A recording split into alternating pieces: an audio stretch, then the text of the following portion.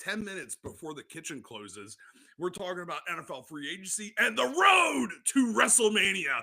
Let's drink, America.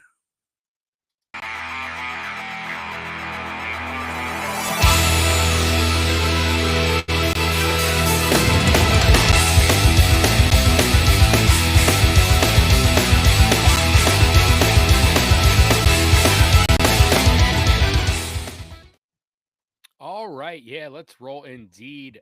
Thank you guys, everyone, for stopping by the Home Bar Happy Hour. We bring happy hour to you. That's the little thing I made up for this.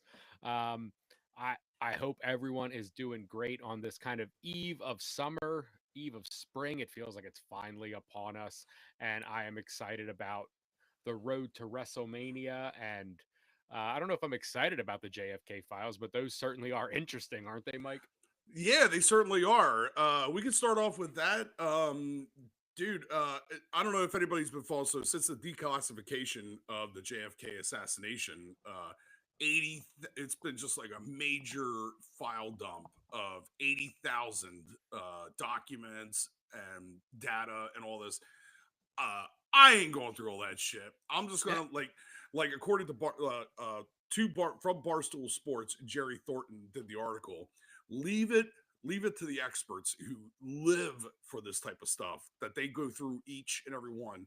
And cited from Barstool Sports, there right now there isn't anything defining, but there is something very there is there's a pattern. There's a big pattern. So right now there's no smoking gun, but he's found a fact pattern. Trying to think this the guy who's actually doing the and looking through all of it that they had. He did. Where's his name at? I'm trying to look for his name. Um, where's this guy's name at? Anyways, he did a one-on-one with a congresswoman, Anna Paulina Luna, who's in charge of the Congressional Task Force. Uh, Jeffrey Morley. That's Jefferson Morley. That's who it is. He's a Jefferson. yes. So it's a He's regal name. yeah. Uh, he found. Let's see here. He's found a fact pattern that keeps coming back to the CIA's involvement in the cover up, if not the assassination itself. One significant document that is now unredacted for the first time is the Kennedy advisor Arthur Schlesinger. JFK felt betrayed by the CIA after the Bay of Pigs fiasco. I called that. I knew about. I was like, yeah, they made him. If anybody knows anything about the Cuban Missile Crisis and everything from the JFK term, the CIA, the military, and this that like we're not going to get political here, but they were forcing JFK. They wanted into Cuba. They wanted in there, so they came up with this Bay of Pigs. So it was an actual invasion coordinated by the CIA, and that JFK did not support it, but he approved it, and it was a total blunder. Like rebels were left to either be killed by Cuban military or captured for imprisonment and most likely torture. Famously wanted to shatter it into a million pieces and scatter it into the wind. That's what JFK said. Schlesinger told him at the time 47% of all State Department employees overseas were spying for the agency and essentially had no interest in carrying out JFK's foreign policy. Wrong. So there's some little beef. Yeah. French President Charles de Gaulle, I assume that's how his name is pronounced, barely survived an assassination attempt himself. And he was convinced it was the CIA who didn't want him pulling out of the war in Algeria. So far, he's got 9 documents related to a man with the Bond villain name of James Jesus Angleton.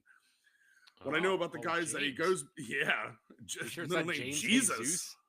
Yeah, Jesus, Jesus. It goes back to the days of the OSS during World War II, helped create the CIA after the war, and was one of the diabolical minds ever to be involved in the field of counter espionage. He's famous for an approach he called, quote unquote, a wilderness of mirrors, double agents, false flag operations, fake leads, a world of confusion to everyone involved or trying to look into what was happening, but only the guy pulling the strings, invariably him, truly understood what the big picture was. Here, Morley calls Angleton a world historic figure. Why does he matter today? Because Lee Harvey Oswald was an asset of his for 4 years. During that time, Oswald was under constant surveillance no matter where he traveled to. And at no point did top CIA officials not have his home address. Morley says they have 42 documents and 180 pages of material on him, all of which Angleton later denied, meaning he flat out lied about it. Angleton was one of the most powerful intelligence officials in the history of the United States and was personally following every move Oswald made. In fact, he had Oswald's file on his desk and knew he was in Dallas, and yet they denied knowing him. And the entire U.S. government apparatus pushed the narrative that he was a lone kook who just happened to have a clean shot at the president of the United States. The clear implication is that JFK was in direct conflict with his intelligence agencies. The major one had been tracking one particular crackpot closely at its highest levels. They knew where he was on November 22nd, 1963, and that's the day he turned the commander-in-chief's. Yeah, and I want to be respectful about it. They were brains into salsa. Yeah. Which is kind of, but it's Barstool Sports. Yeah. Don't take Morley's word for it. For certain, do not listen to some bloggers on a comedy sports site, us. As he points out, there are recordings of President Johnson and Nixon saying they think the CIA did Kennedy in. Then, of course, there's Jack Ruby, who, according to Morley, was unquestionably working for the mob. He cites retired mobsters who denied having any involvement in the shooting of the president, but who readily admitted they were given the task of taking out the guy who did. Oswald was one of the major loose threads, and it fell to Ruby to cut it off. It's beyond chilling to think this could have been carried out, but by the very people working underneath the duly elected, very popular POTUS in broad daylight in front of the whole world. Then whack the guy who was accused of pulling the trigger, and not one of them was ever brought to justice. That they could just pull this off and get the public to buy into the story they told seems unthinkable, and yet here we are. I don't know what you're like. I'm just kind of going off vibes. I haven't like done a ton of research into it, especially like with the new stuff. But it always felt to me like maybe closer to a mob thing. You know what I mean? Like that's what I always felt. Like this felt really coordinated, really attacked, and then Oswald we still got right after. That sounds nuts. Yeah. I definitely find that the mob had some involvement in the entire scheme. I don't find that they were I don't feel like they were involved in the actual assassination. Because you don't think so? No, because I feel like they were involved in the whole, like the vast expansion of this whole conspiracy at some point. Because everybody knows that JFK and his brother Robert Kennedy did not like the Teamsters Union. They didn't like it because Jimmy Hoffa was, if you saw the movie or you saw documentaries or anything, was tied in with the mob and using the pension fund through the mob, and that's obviously illegal. So you had ties to mobsters and stuff like that. So that's why they were for the working man, but they were always keeping the unions in check.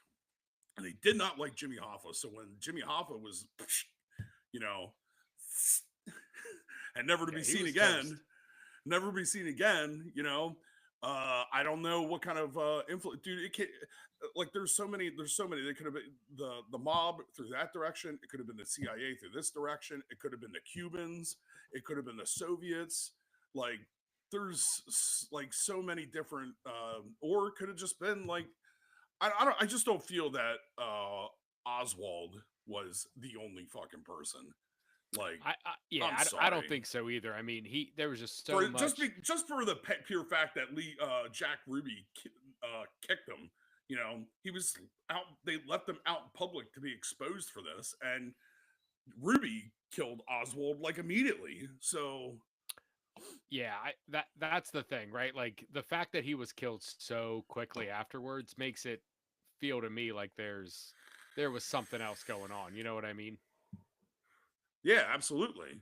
Like if So he would have gotten captured and stood trial and all that stuff, but the fact that he was just gone out of there like so yeah, quick, there was some other people that kind of set him up as a patsy, as they say. yeah, definitely. So I in my own opinion as of now, like they just started cracking into I think like 15% of the documents so far.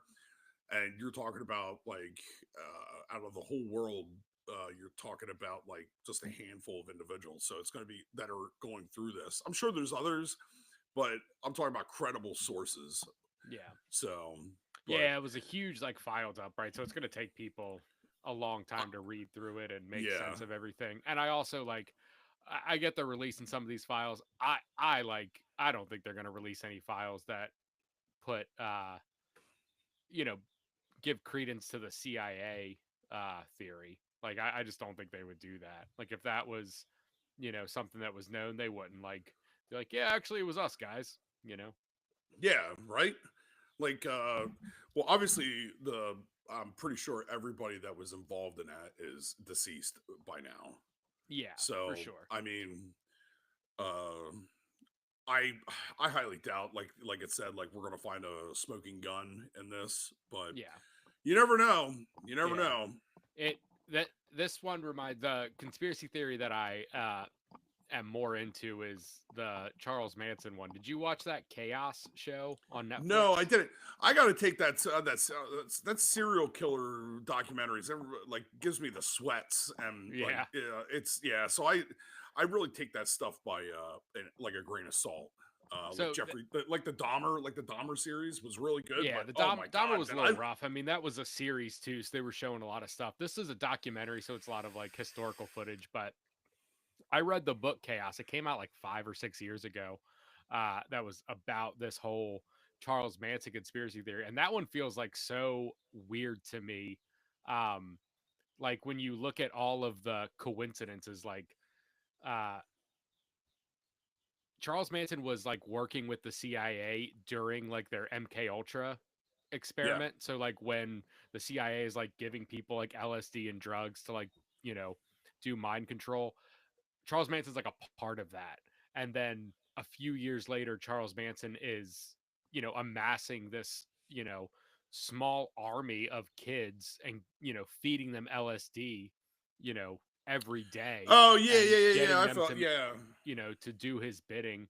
And also just like if you look at like all of the arrests Charles Manson had, like he was arrested like 2 days before the Sharon Tate, like the Tate LaBianca murders, and was just let go. He was arrested for boosting cars. He was always stealing cars, and he would always get caught. At little, it was like 2 days before the Sharon Tate murders. He got arrested for stealing a car and then let go because a police officer put the wrong date on the arresting record, which is like they don't let people go for clerical errors like that. You know what I mean? Like Yeah. that's someone from up top is like, "Oh, you got this wrong. We're going to let him go." Like that's ridiculous. You know what I mean? So Yeah. that's the one I more buy into. JFK is a weird one too. I mean, anytime you have a president, getting I murdered, also it's want to crazy. well there's the thing is that like uh why if there's no like if there's no smoking gun or if there's nothing to why hold on to all these old ass documents till 2025. Like I understand like so they redacted the social security numbers and names, Sure. so for but at the same time like if you were going to do that and you supposedly dumped everything, like why was it this dump like back in like the 80s or the 90s? Like I don't get it. I don't know. The government loves to hold on to things that it thinks That's are what that's what that's what always secret, you know. that's what always like the time that it took to dump all this stuff is what that's what's always got the light on in the back of my like you know what I mean? Does that make Yeah. sense? Like, No, yeah, yeah, yeah. why keep this all hush hush? Like all this stuff when if it doesn't mean anything and there was no, clear indication that there was an actual like perpetrator or anything. That's the conspiracy behind. That's what that's what pushes the narrative of the conspiracy. The fact that Right. they kept these documents for so long, and like if there's no aliens, then why don't you dump the Area 51 shit? I guess I could get it because of like technology. If it's advanced technology being developed there, I can understand that. But Yeah, that's the thing RFK, too, right?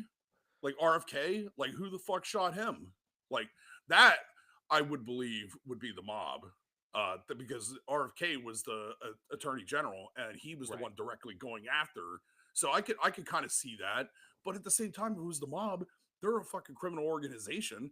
Why don't they just dump it? It's, you know what I mean? And then Martin Luther King. Like, why don't we know who fucking killed him yet? Like, no, I don't like, know, you know what I man. mean? These are It's questions just, that we need answers to. well, it's taken so goddamn long, man. I mean, like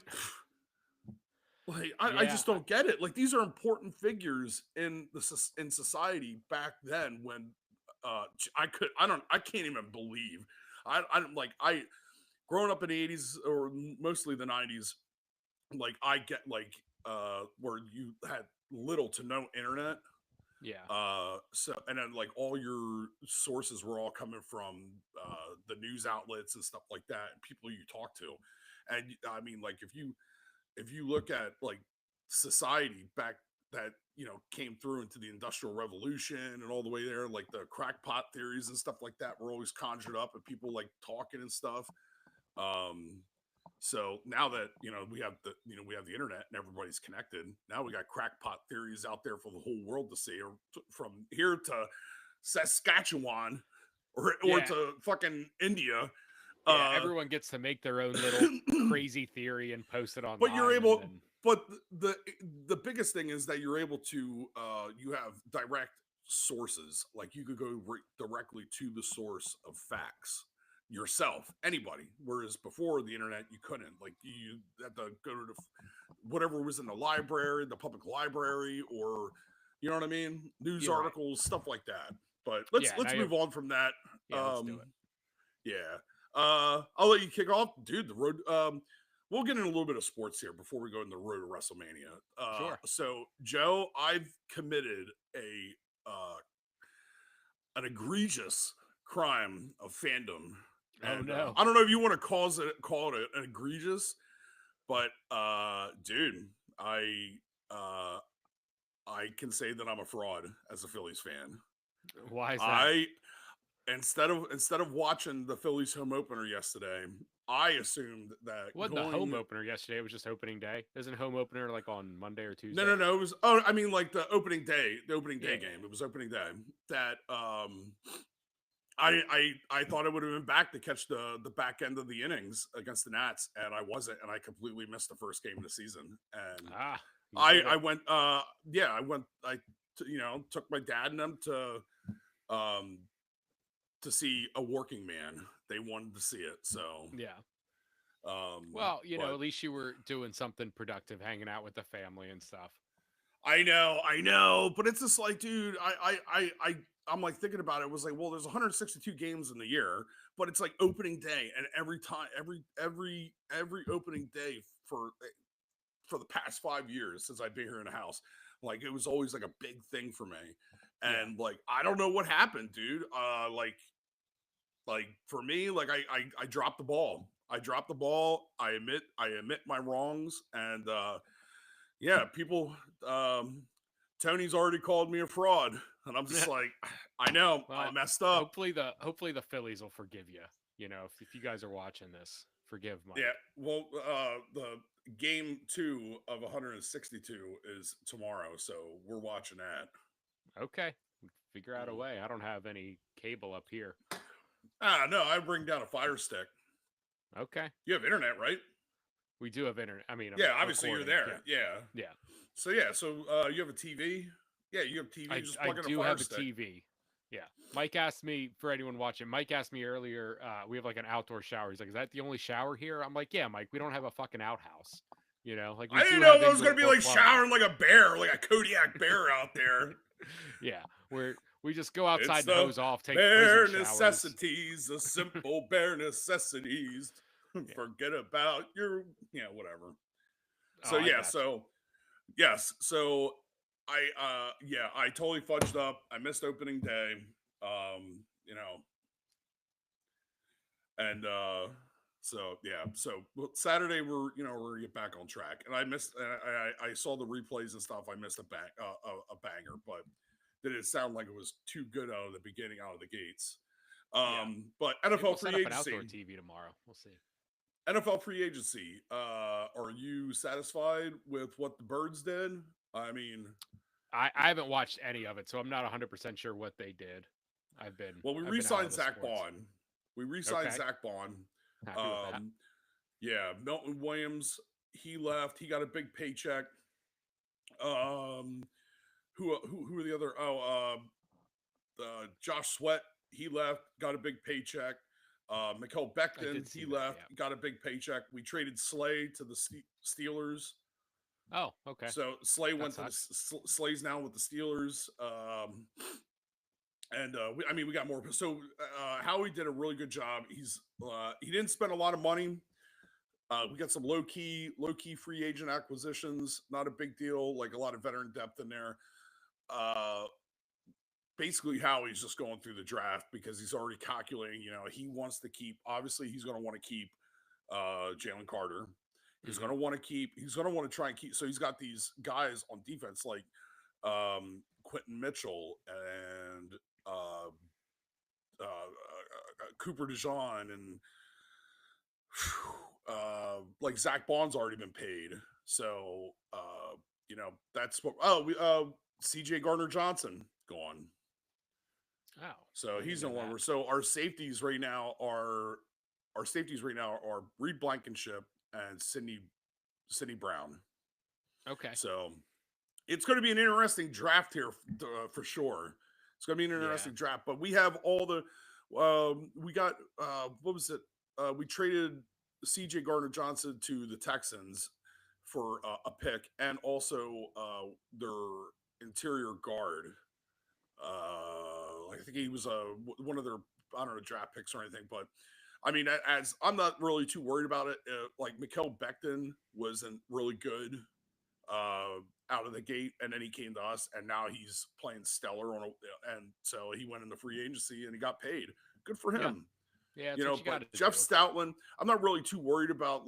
So we got like Steen is the first interior guard to replace him, and then we have there's two new linemen. We have that the tackle that an off tackle to we just signed him to back up both Lane Johnson and help me out here. Our left tackle, Jordan Mailata. Okay. So, but I'm not too worried about all that. I'm glad that we signed Zach Bond, so that anchors down the linebacker position.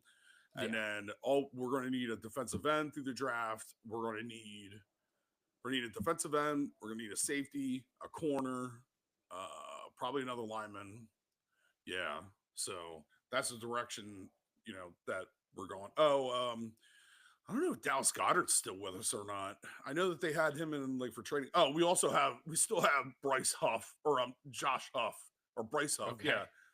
Dude, this dude needs to step the fuck up or figure his shit out, man, because they paid him a boatload of fucking money and they can't trade him like that. Nobody's going to take him on that contract until he starts proving, you know what I mean? Right. Like, so I don't know, let's see what he does here this year, man. Brandon Graham retiring. I'm so glad that I got his jersey from the Super Bowl jersey. Do you know he played the Super Bowl with he tore his tricep again and he played Before through it. Bowl? No, he tore it during the Super Bowl.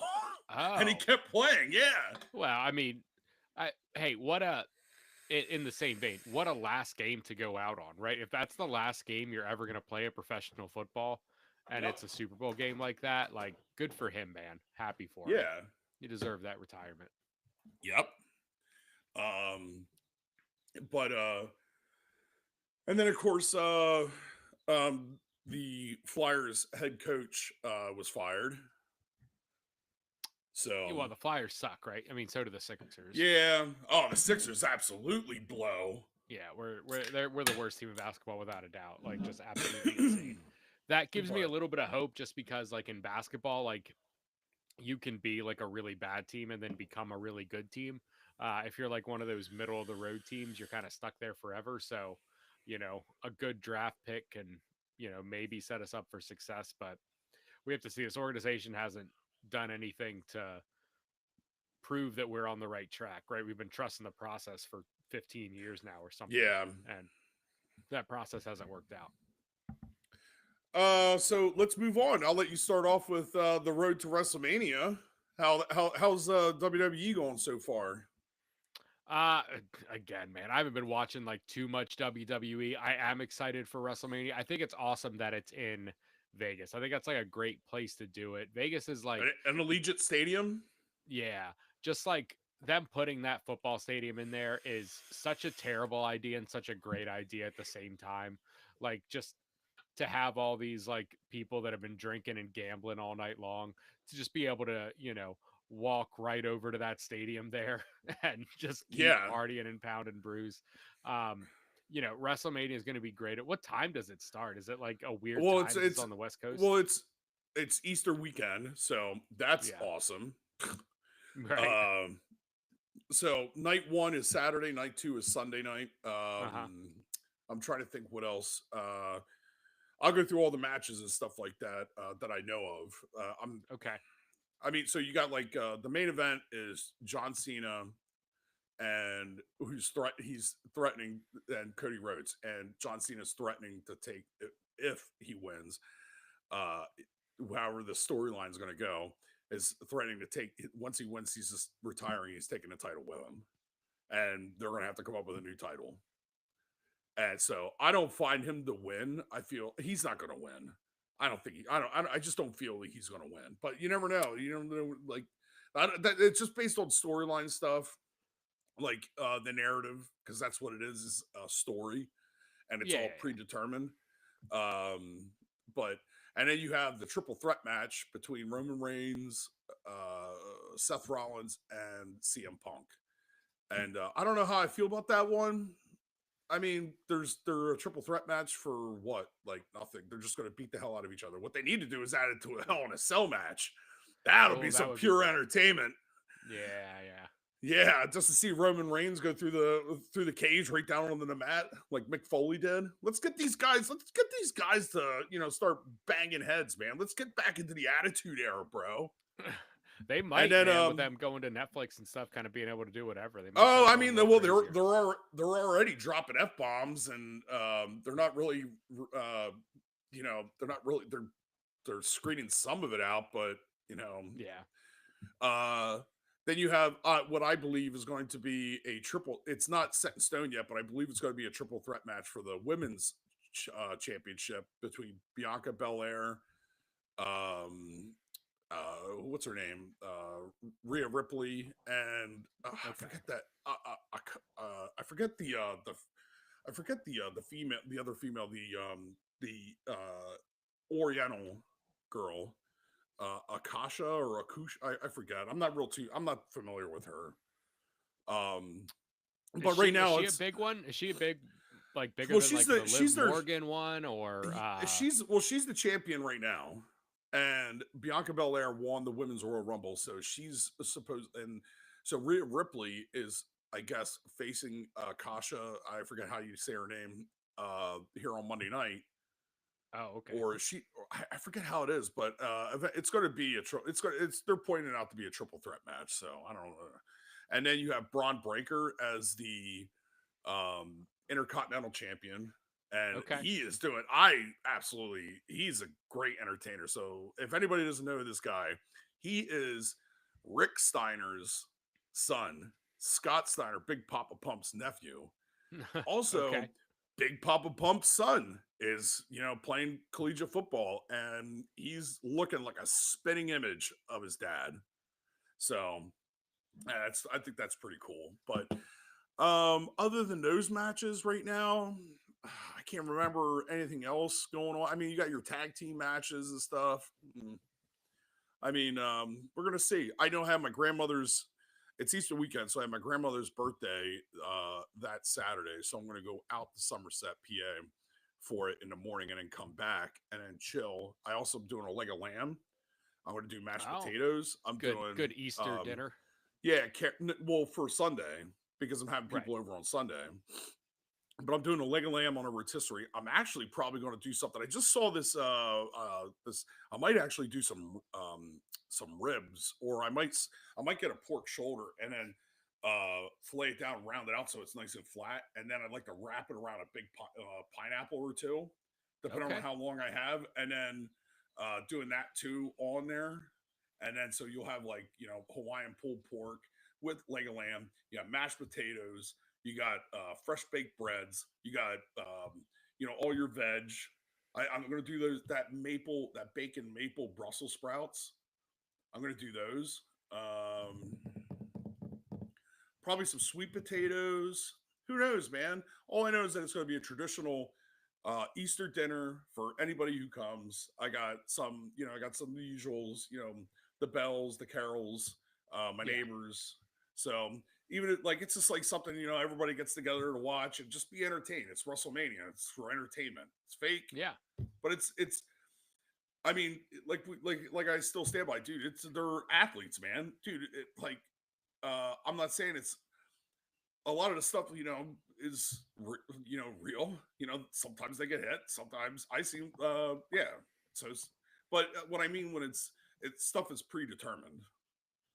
Right. Yeah. It's not a. They're athletes, but it's not a competition, right? Like it's a storyline. It's It's entertainment. choreographed. Yeah, it's Yeah. choreographed. So I like. I think it was in that Mr. McMahon documentary. He's like, they're the world's last carnies. They go pack up every week, go to a new city and put on a show for people. Like, I mean, that's what they're doing. They're putting on a show, uh but it's incredibly physical and a lot of people getting hit and hurt and all that stuff. so kind of transition over to the next subject, but it just dawned on me. So I watched The Substance with Dennis Quaid and Demi Moore.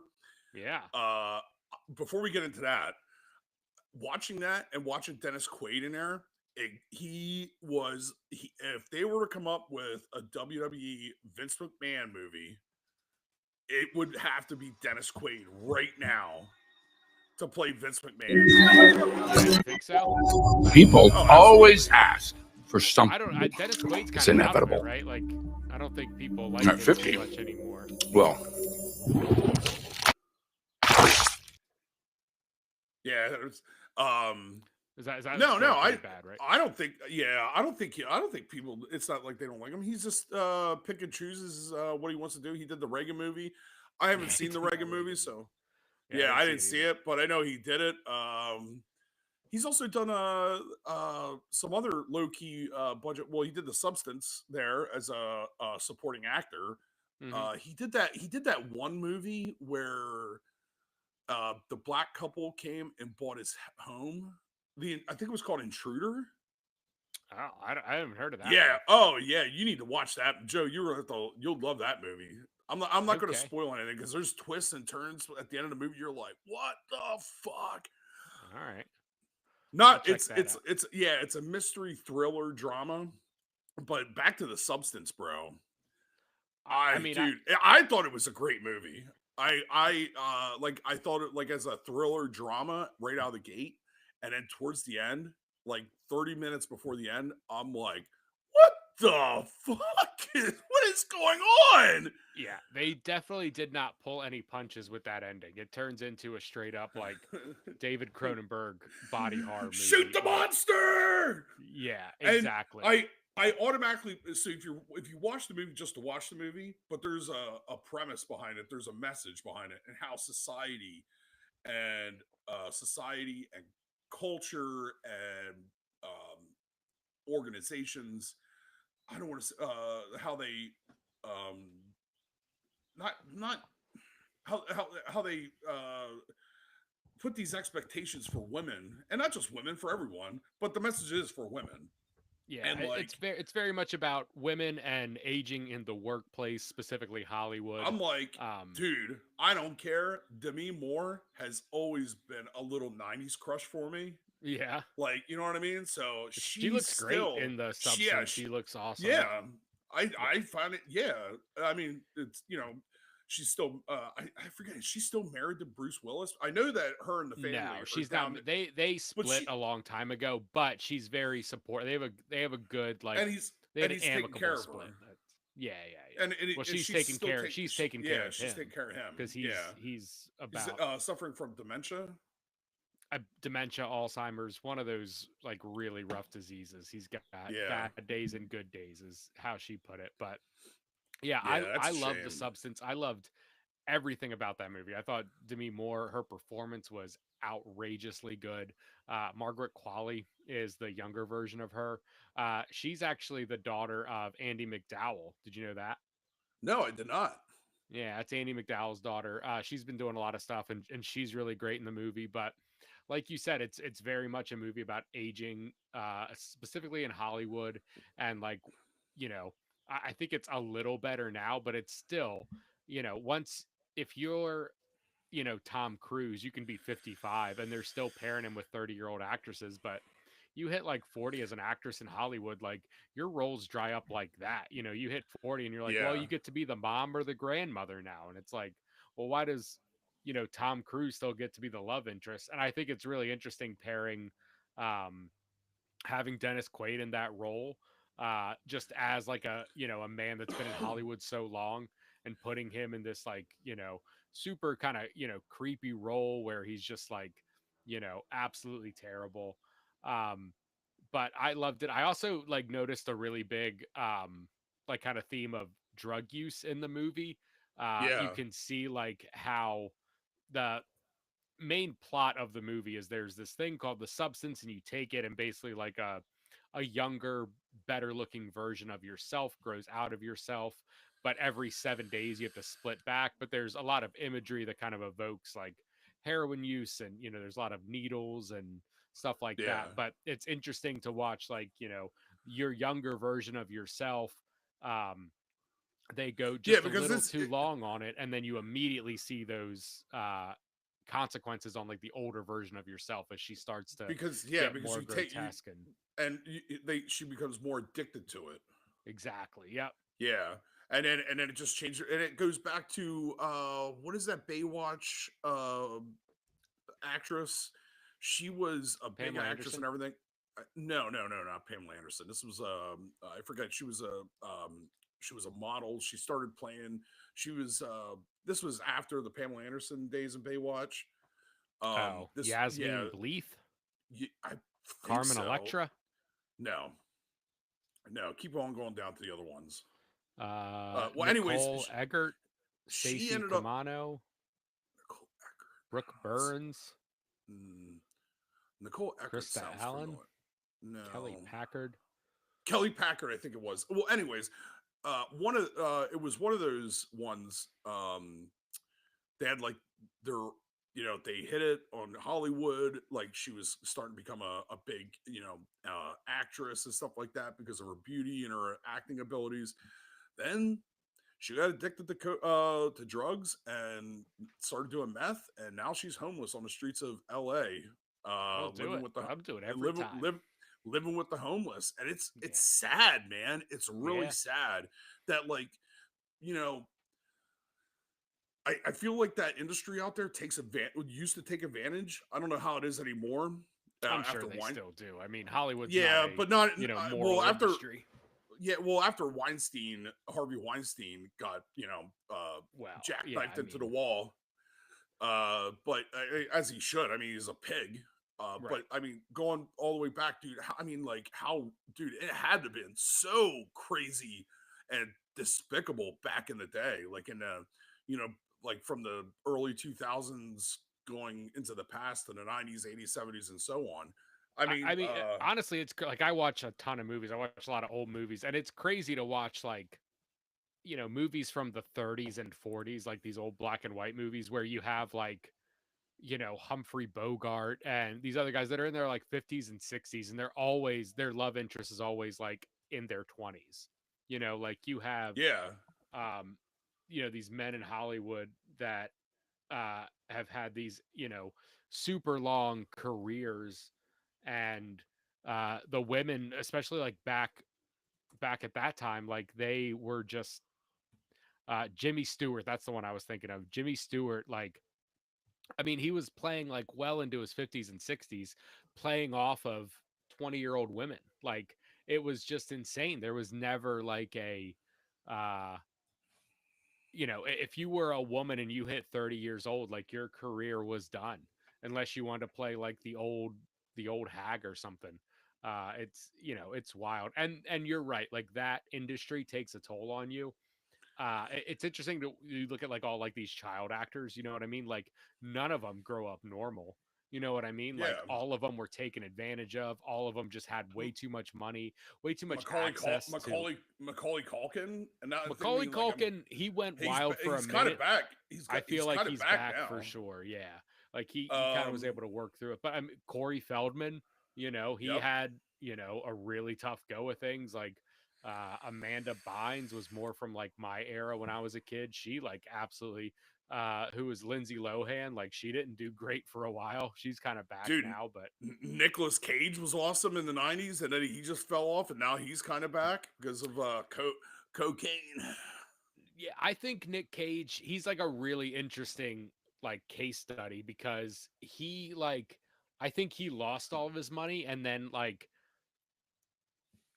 people give him a little bit of a bad rap because Nicolas Cage just acted in a ton of movies because he was an Oscar winner, right? He won an Oscar Yeah. for Leaving Las Vegas, and he like gambled away all his money, lost all of his money, but he was one of the guys that like was able to realize like actually, you know what, instead of like continuing down this path, like I still have a career, I can work.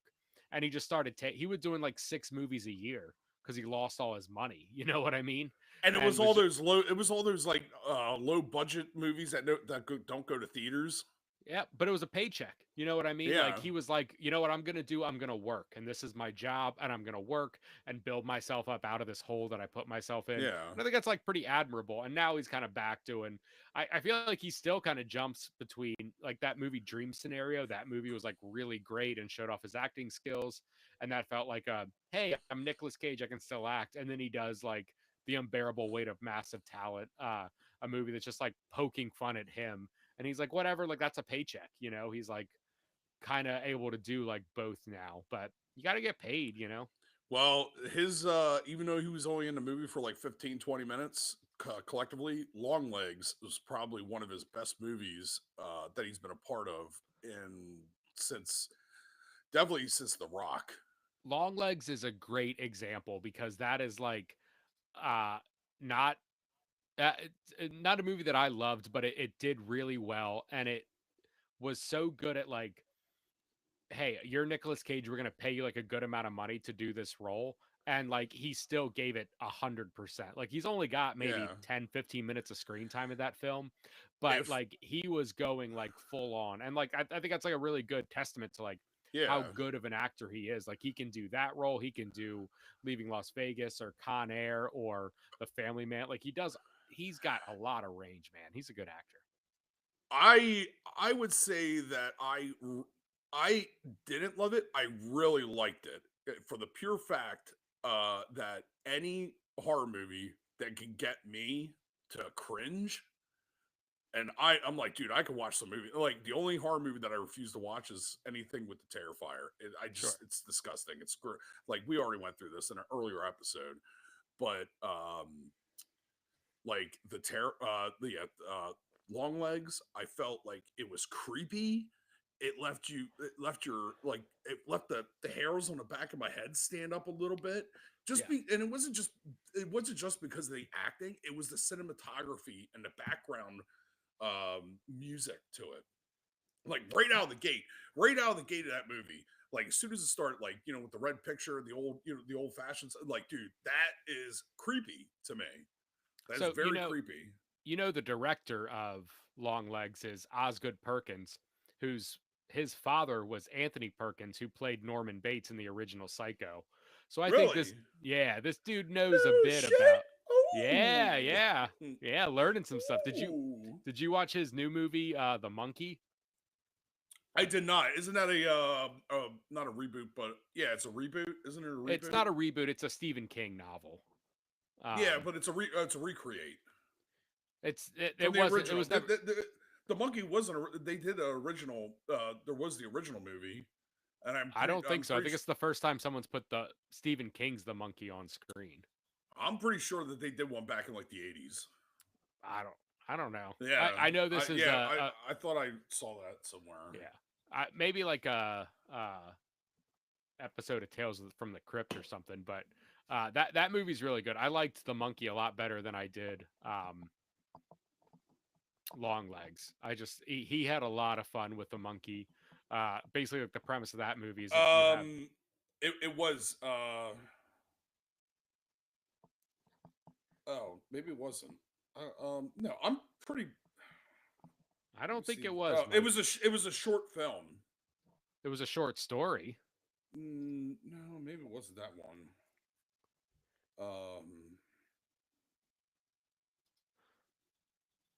Yeah, The Monkey was a short story from I can't remember what the name of that. 1985 Skeleton Crew. Yeah. Yeah, but Skeleton Crew's the book. Right. So yeah, I don't think they've done this adaptation before. This is the first one to do it. But no. It's okay. So this is where I got it confused. Yes, you're correct. It's not a remake. The movie is not a remake. I thought it was the remake of the 1988 horror film Monkey Shines, which is based on a different novel by Michael Stewart. Okay. So that's where I got confused. Gotcha. Yeah. But this movie's basically like there's a wind-up monkey every time you turn it, like someone dies. And there's no rhyme or reason to who dies. And they just die in these different, like, outrageous fashions. Like, it's just insane.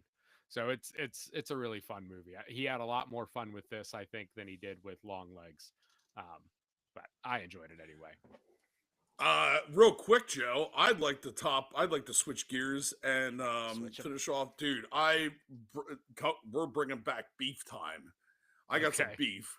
Yeah. Yo, if you're going out to eat and you go in there and you're like, and it's like the kitchen closes at 10 on a weekday, and you're going in there at like 9:50, or 9:55, 9:56 or whatever to order food, dude, that's a straight dick move. Like, I'm sorry, like, dude, like, whenever I'm back there running a line, like, if I don't get any business for like 2 hours, I'm not going to keep that kitchen open. I'm going to start tearing it down. I'm going to start cleaning. And it's like 4 minutes before closing, I'm like, nobody's coming. As soon as I dump that grill cleaner on there and start cleaning the griddle, all of a sudden, boom, somebody's coming in. Oh, hey. And I'm like, dude, I was like, fryer food only. I got one fryer going. I'll do wings, fries, stuff like that. Like, it gets to the point where it's not cost effective for a business to have somebody there, pay somebody there. And like, if there's nobody coming in, so it's just like, let's get it closed down and move out as soon as possible. You know what I mean? So save some money. Yeah. But if you're coming in, it's just like, dude. And then it was like a table of 6 or 8. I think it was 8. And I'm just like, wings and fried food only, man. A table of 8. That's a lot. Yeah, and then then it's like, it's not just that, but then it's like, then I got to get the bowls back out. I got to make their sauces. And then, thank God they only did mild hot sauce. So I only had to use one bowl for all their wings. And then, what was it? But yeah, then I got to look at the plates and stuff like that. So I'm just like, it was easy. It was easy for me because we were low. I didn't mind doing it, but man, if I'm slammed, and then there's no business from like 9 o'clock on, like, I'm going to start breaking it down. And if somebody comes in right before we close, like, dude, are you kidding me? Yeah. I'm like, read the sign. You know what? Go to, like, you gotta go to Wawa or Sheetz to get your. Also, I'm going to give you a little insight. I won't personally do it. Everything that comes on out of that kitchen, a kitchen that I'm in and that I'm cooking back there, I'm always going to give it my all. You know what I mean? Yeah. Even it's like a race. I'm always going to give it my all. But not everybody thinks like me. Not everybody works like me. So if you're going into some place to order food, like 5 minutes before the kitchen, you're not you you're not gonna get good food. Yeah, Dude, you're not getting the I don't best even of the I don't best. yeah, I don't even imagine what they're even gonna give you. That's Right. that's a gamble. And it's just the God's honest truth, man. Like Yeah. I'm just giving you an idea of like what the kitchen is like. There's not like not every business is lucky. I mean, there are businesses that are like that have people like me that are back there that are cooking, and guys who are even better, men and women who are better than me, obviously. But not every business does. So you're going to some, dive bar or something like that, and you're ordering like a burger and stuff, dude. You ain't. I'm just telling you, I wouldn't eat anything. Just me personally, eat before you go. If you're going to be showing up and you want to have drinks stuff like that, dude, eat at a fast food joint. You're going to get it. It's going to be better. It's going to be safer for you. I don't know Yeah. what the fuck people. You know what I mean? Like I don't. It's just like just my common knowledge through the industry. Uh, it's like anybody who's watched Waiting, dude, Right. right there. Yeah. I mean, like, dude, it's not far off. I mean, Right. people are. You look in the mirror. There's people who act just like you. Like I look in the mirror, I know there's somebody out there that looks just like me, but they're not me because only me is me. Yeah. So Yeah. I don't know how you want to touch up on that. I mean, I am a big I think what happens a lot of time, people, like if you're talking about like a bar that has a kitchen that closes, like people just kind of forget to eat, and then they're like, oh, it's 9:50, bar closed in 10 minutes, or the Bro, restaurant they're opens bringing in their kids.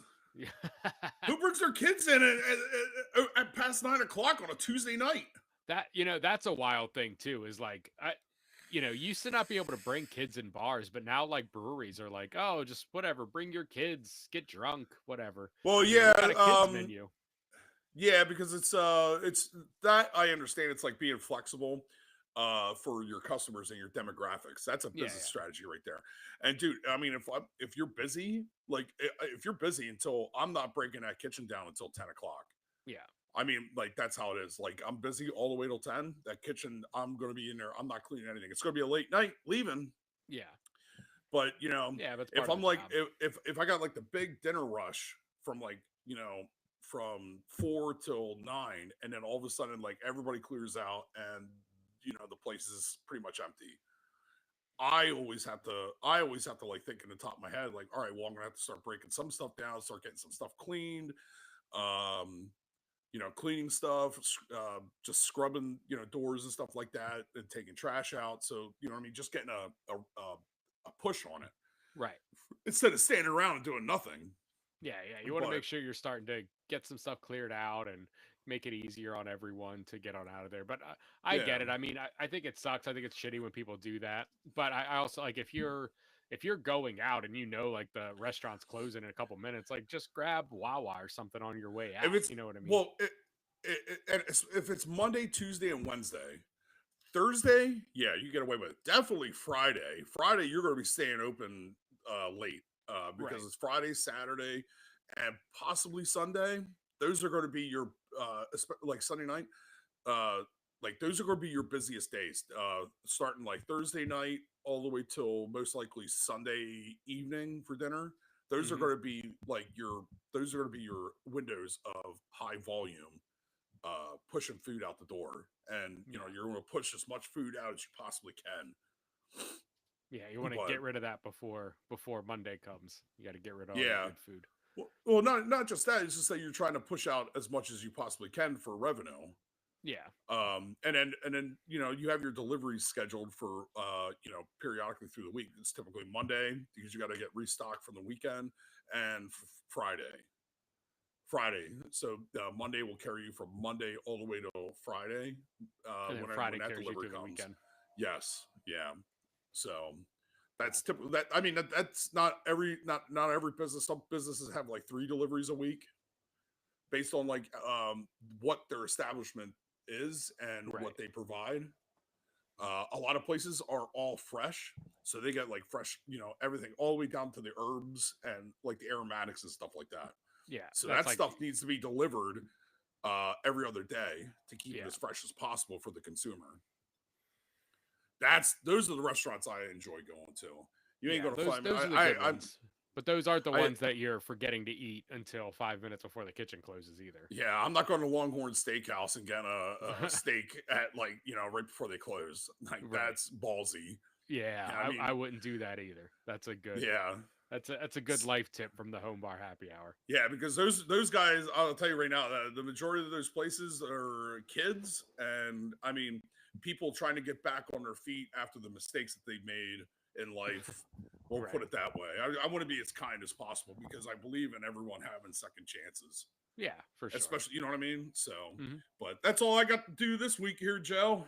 That's all I got too. Thank you guys for hanging out at the Home Bar Happy Hour. If you like hanging out with us, please give us a subscribe on YouTube or a like on your podcast service of choice. And we will see you guys next time. Yeah.